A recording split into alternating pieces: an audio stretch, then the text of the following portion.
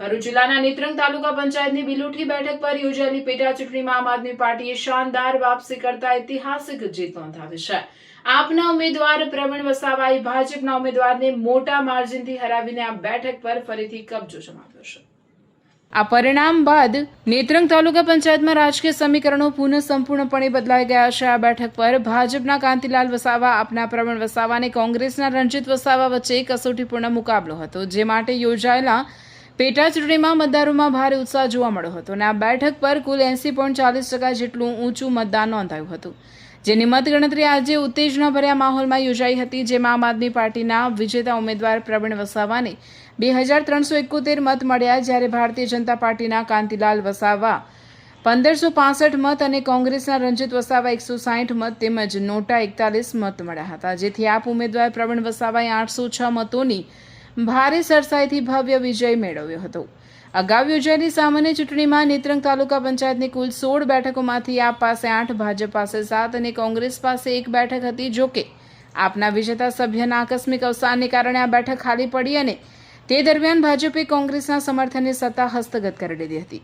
બિલોઠી બેઠકની આ પેટા ચૂંટણી જીત્યા બાદ તાલુકા પંચાયતમાં ભાજપ અને કોંગ્રેસ મળી 8 અને આમ આદમી પાર્ટી 8 સભ્યો થઈ ગયા છે। આ પક્ષીય સ્થિતિને કારણે આગામી દિવસોમાં નેત્રંગ તાલુકા પંચાયતની સત્તા મેળવવા માટે બંને પક્ષો વચ્ચે પુનઃ ભારે રાજકીય ખેંચતાણ અને રસાકસી જોવા મળે તેવી પ્રબળ શક્યતાઓ છે। સ્થાનિક રાજકારણમાં પરિણામ ખૂબ જ નિર્ણાયક સાબિત થઈ શકે છે, જેના પર સમગ્ર જિલ્લાની નજર રહેશે। નેત્રંગ તાલુકામાં જે બિલોઠી બેઠકની પેટા ચૂંટણી હતી એનું આજે ગણતરી હતી, પરિણામ હતું। એમાં આમ આદમી પાર્ટી 806 મતની લીડથી જીતી છે। ભાજપે બહુ પ્રયાસો કર્યા, પોલીસનો ઉપયોગ કર્યો, અતિશય જે તાનાશાહી કહી શકાય તમામે તમામ હદો વટાવી દીધી। ભાજપની આખી લોબી અહીંયા કામે લાગી ગઈ હતી, રાત દિવસ અમારા કાર્યકરોને દબાવવાનું કામ કર્યું, ધાક ધમકી આપી। આજે ચૈતરભાઈ ભલે જેલમાં છે, પણ આજે આમ આદમીના પાર્ટીના કાર્યકર્તા હોય, તમામ આગેવાનો હોય કે તમામ વિસ્તારના લોકો આજે જાગી ગયા છે અને આ ભારતીય જનતા પાર્ટી જે આ તાનાશાહી સરકાર છે એને આ જડબા તોડ જવાબ અહીંયા અમને પોલીસ દ્વારા ડરાવવા ધમકાવવામાં આવ્યા, અમારા આગેવાનોને ડરાવવા ધમકાવવામાં આવ્યા।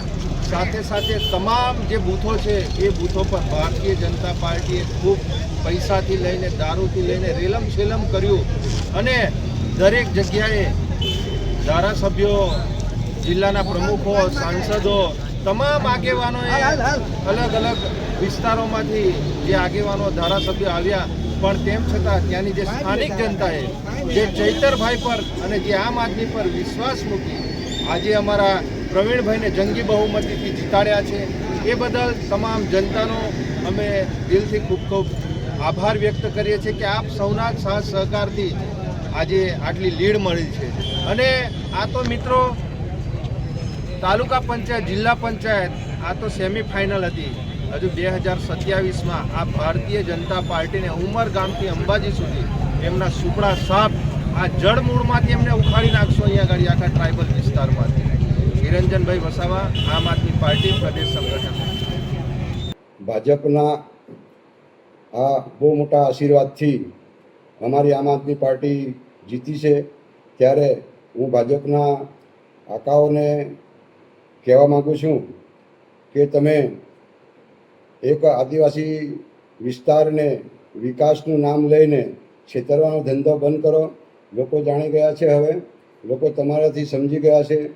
તાજેતરમાં અમારા આમ આદમી પાર્ટીના ઘણા આગેવાનો જેલમાં પણ છે અને તમે તાત્કાલિક આ તાલુકાની પેટા ચૂંટણી આપીને તમારો દબદબો બનાવીને જે કારસ્તાન રચ્યું હતું ચૂંટણી જીતવા માટે, પણ એમાં તમે ફેલ ગયા છો, કેમ કે લોકો હવે સમજી ગયા છે તમારા બધા જે વિચારો, આચાર વિચારો બધા સમજી ગયા છે।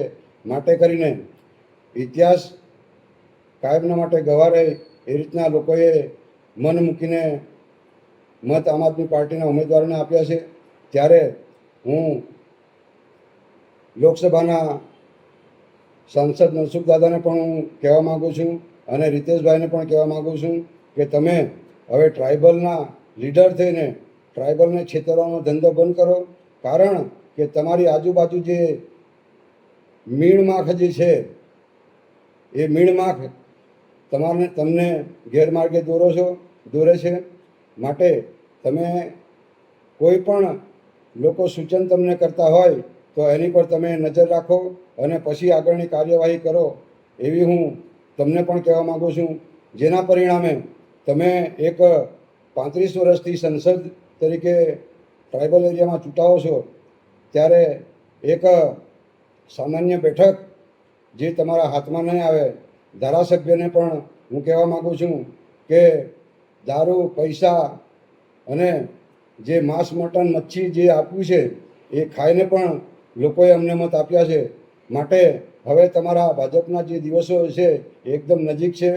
આવનારી 2027ની ચૂંટણીમાં તમે યાદ રાખજો કે ભાજપ જે ગણ્યું ગાંઠ્યું રહેલું છે એના તમામે તમામ સુપડા સાફ થઈ જશે.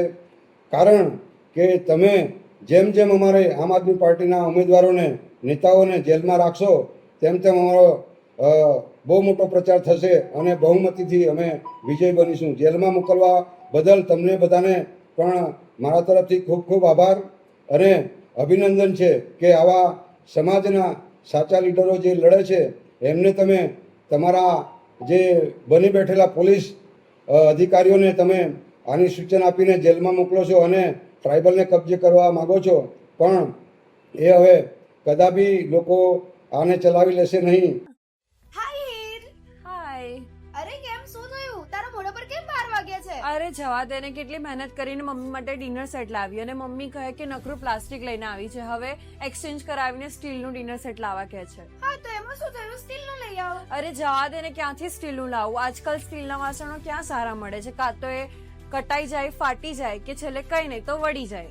હવે સ્ટીલના વાસણો નહીં ફાટે, વળે કે નહીં કટાય.